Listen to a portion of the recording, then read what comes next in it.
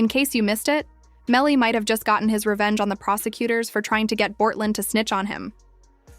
According to reports, a no communication order has been filed in the Melly trial. The order states that Melly and Bortlen are to remain completely separated. No talking, no communication through lawyers, just complete silence. This comes as prosecutors are allegedly trying to pressure Bortlen into flipping by trying both Melly and him together in the next trial. Try them together. It is for the benefit of the state to try them together, just more efficient. You don't have to do things again and again. Do it all at once, and also get a better chance of having them incriminate each other during the trial.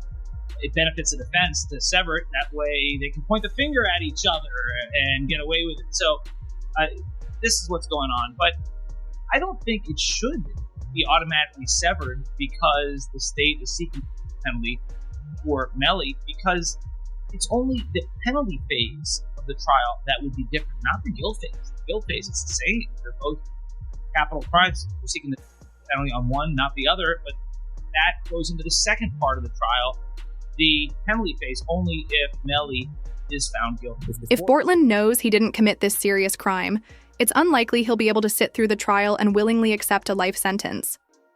This makes it very possible that he could end up pointing the finger at Melly, just like Melly did to Bortlen during the first trial. Those were his lives.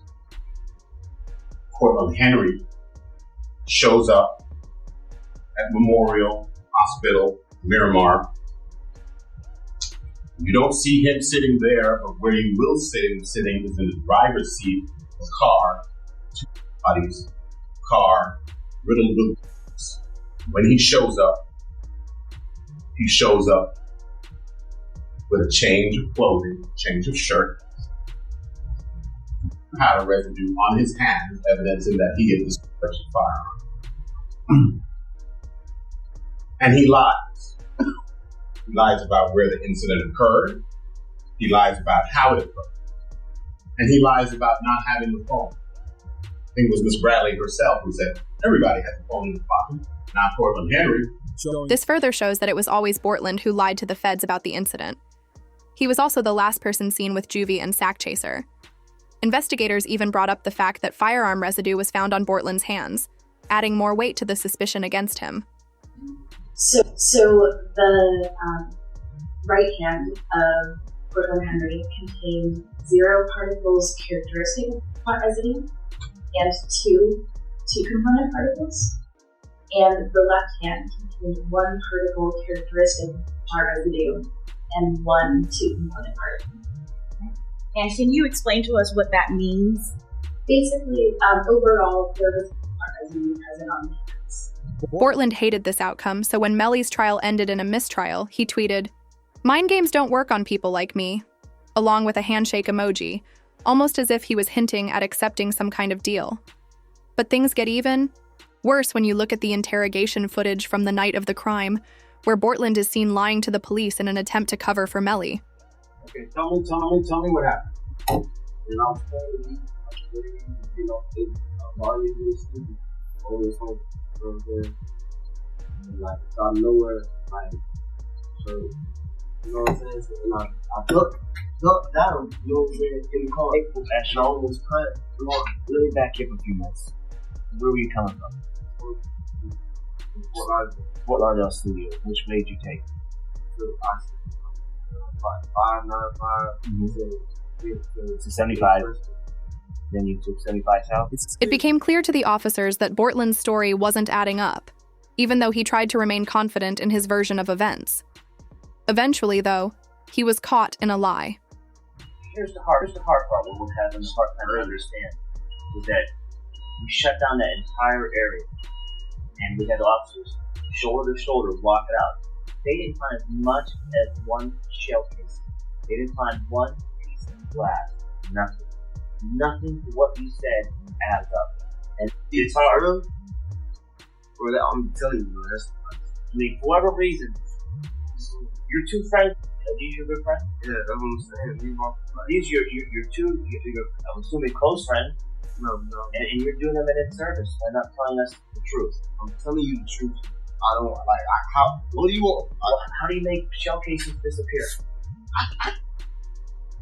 I don't know. I cannot tell you about the shell case. The interrogation quickly went downhill for Bortlen, as the officer didn't believe his story. Realizing this, Bortlen began to shut down the conversation. Floor, message. I ain't all the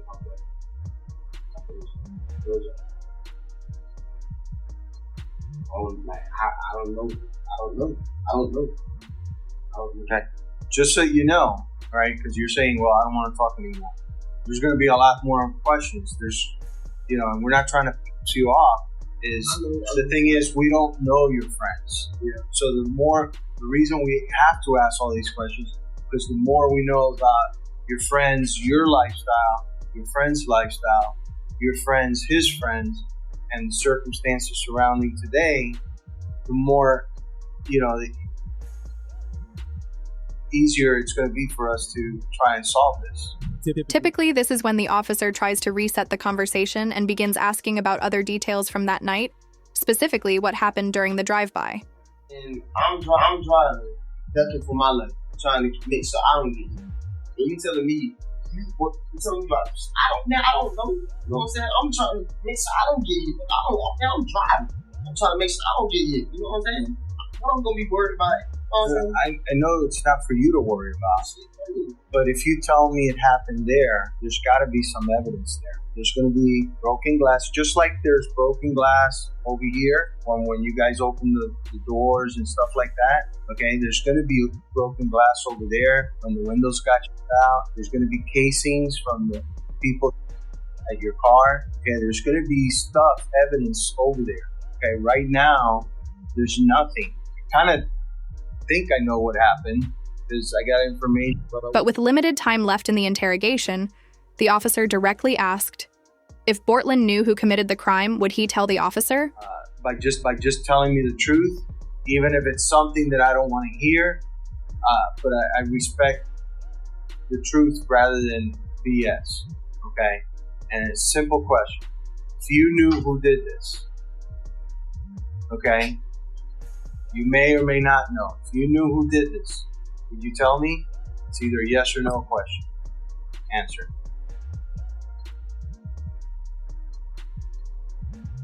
Honestly. Yeah, honestly. The truth. You wouldn't? I wouldn't. Bortlen didn't give a clear answer. Instead, he just shook his head. He was likely worried that if he lied, the stress would cause a noticeable change in his voice, which trained interrogators are skilled at detecting. Their entire job is to read body language and identify deception, and Bortlen's refusal to verbally respond was a clear sign that he was hiding something. In the latest update on the Melly case, it was announced on May 12th that a judge ruled the Florida rapper must remain behind bars until his retrial begins in September. Melly has been incarcerated for 6 years while fighting the case in which he's accused of murdering Juvian Sack Chaser. Many believed he would be released after beating one of his 6 charges, except for the one that denied him bond. We just still praying. I know I said I would I'll keep everybody updated with what's happening. I know right now we're waiting. So basically the judge is going to do, I guess, a written order. So we're just waiting, and that order can come any minute, or it can come tomorrow. I don't know. So we're just waiting. We're just waiting. So everybody just keep praying, keep having faith. Tessa, I've been crying too. It's been a long time coming. Melly has been locked up for 2,300 days without bond or a guilty charge, despite a previous mistrial. Just when things started looking hopeful and he was able to get bond on one of his 6 charges, the prosecutors shifted focus to his ex-girlfriend, Mariah Hamilton, and his best friend Bortlen.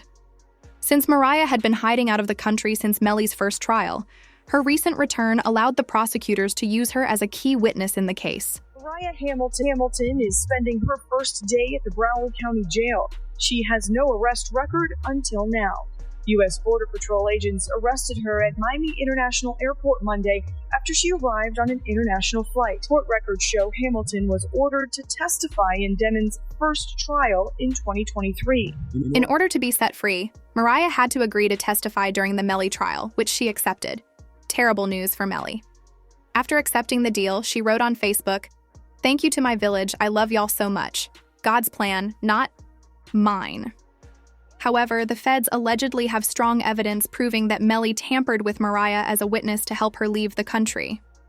A witness tampering charge carries a life sentence, even if Melly is found innocent of the murders of Sack Chaser and Juvie. State filing 6 new charges against Demons and 2 others who were allegedly involved. The charges include tampering with a witness, directing the activities of a criminal, solicitation or conspiracy to commit tampering, and unlawful use of a two-way communication device. Now, a couple of those charges actually carry a life in prison sentence if there's a conviction. Due to allegations of witness tampering using jail phones, Melly has been prohibited from making phone calls for several months. Even his mother spoke out in an interview, expressing that the situation is unfair and voicing her concerns about the restrictions placed on him.